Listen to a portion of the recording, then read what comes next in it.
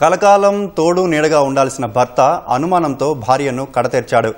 వివాహేతర సంబంధం ఉందనే కారణంతో భార్యను కత్తితో నరికి చంపిన ఘటన నల్గొండ జిల్లా ముదిమాణిక్యంలో చోటు చేసుకుంది.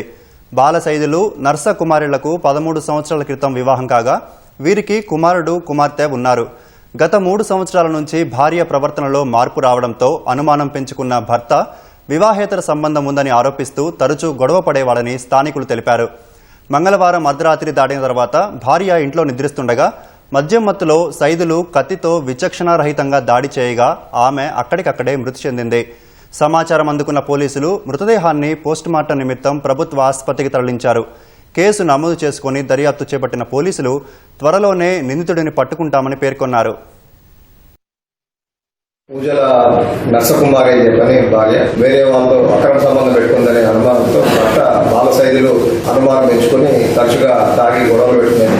దీన్ని మనసులో పెట్టుకుని తను నిన్న రాత్రి అంటే ఎర్లీ మార్నింగ్ సమయంలో కత్తితో తల మీద విచక్షణారహితంగా కాట్లు వేసి చంపినట్టుగా తెలుస్తుంది. టీఎంలో భాగంగా ఏరియా హాస్పిటల్ మిర్యాలగూడకి బాడీ షిఫ్ట్ చేయడం. నేరస్తుడు పరారీలో ఉన్నాడు. అతను కూడా త్వరగా పట్టుకుని కోర్టు ఎందుకు హాజరు.